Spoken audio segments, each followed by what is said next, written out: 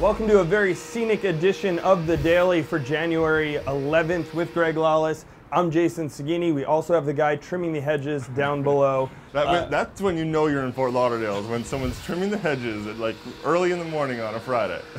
All right, well, look, the Combine starts today. The players finally getting onto the field. There'll be 2 games. This is our first chance, Greg, to see these guys on the field and see what they can do. Yeah, I mean, for the most part, the coaches have seen these guys as they've played throughout the college season. They've done their scouting. They have an idea of what every player can do and where they might go in the draft. However, they do like to come out there and see what they can do, maybe start to play with each other, see a little something that they didn't recognize the first time. Maybe it's the way they move, maybe it's the way they make a pass, that kind of thing. This is important, especially for maybe the fringe guys who can move up in the draft, get into the draft, or even, don't forget, maybe get an invite to a camp after the draft, or don't forget the supplemental draft that will happen the week after the Super Draft. Yeah, that's going to be the Tuesday after the draft. Don't forget the Super Draft coming up on Thursday, January 17th. We'll have plenty of coverage from the Combine on the site today, including highlights from both matches and plenty more. Yeah, a lot going on. We're going to have top 10 lists for each of the positions, for what players are available. Team needs, who needs what? Toronto have number 1 and number 3 pick. What do they want to use those for to fill things in? Lots of video and, of course, a very special Extra Time Radio podcast with our own Simon Borg doing some interesting stuff. Yeah, when all the players arrived yesterday, they were greeted by Simon Borg and a mic. You can only imagine what came out of that.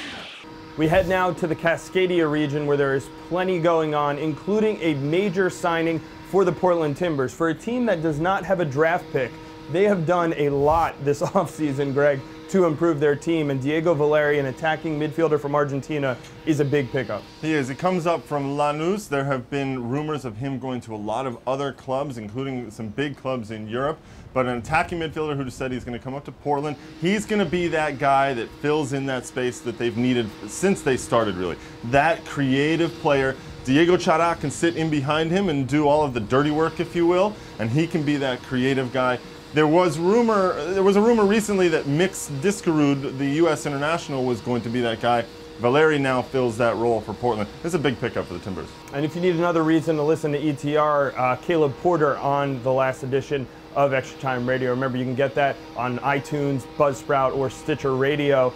Moving on, their rival team to the north, Fredy Montero, Greg, could be on his way out. It's basically official at this point. Yeah, we've seen this news happening for the last week or so, almost 10 days, that he was going to go on loan down to Colombia, to Millonarios in Colombia.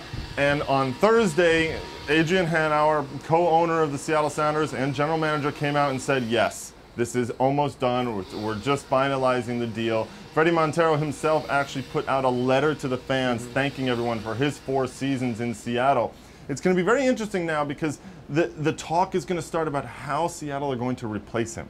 Because this is a big-time player, a big part of their attack. Rumors are that they're going to go out and get somebody big to replace Fredy Montero. Yeah, remember, that opens up a designated player spot for them as well. And Greg, I never thought I'd be talking about trademarks on the daily, but that seems to be modern soccer industry. It seems to be a stir now, again, around the supporters' culture there in the Cascadia region because of a trademark issue. You want to kind of explain that? Yeah, so the Cascadia Cup, Major League Soccer put in a request to trademark the Cascadia Cup to protect it from anybody who's not within the soccer community taking it. Now, the Cascadia Cup has existed since 2004. It is the trophy that is given to the team that, among the 3 Cascadia teams, Vancouver, Seattle, and Portland. So it actually predates MLS.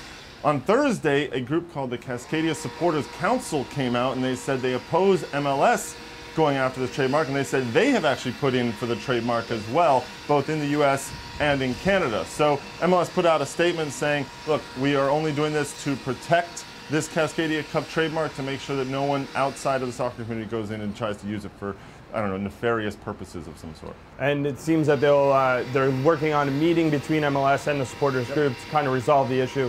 We'll follow the story, of course, on MLSsoccer.com, so stay tuned to see how that fleshes out. From the Cascadia region to Texas, Greg, where plenty of news going on, including Dallas finally replacing Kevin Hartman, and they did it with a pretty big name. Yeah, they did. Raul Fernandez, who is right now one of the goalkeepers for the Peruvian national team, 27-year-old player. He's been playing in France most recently in Nice. So I don't really know much about him. I'd be curious to see how he can do once he gets into Dallas. We've all been wondering sort of who would become the goalkeeper after Kevin Hartman left.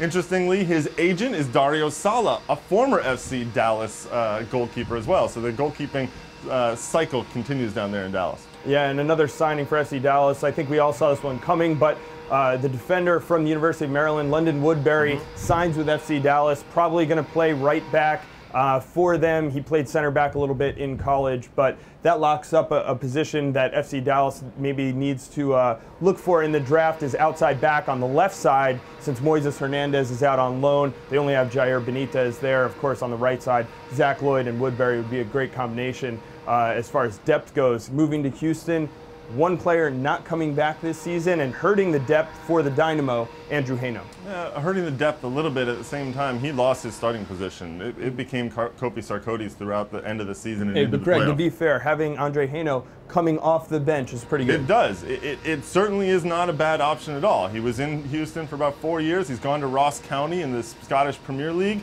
Look, I don't know why a player would want to go and do that. I think there's probably maybe he got a bigger contract offer there, so fine, go and do that. I wonder, does this hurt his chances with the Canadian national team? You never know. Is he going to be seen as much as he would have been if he were with Houston? He had a good thing going in Houston.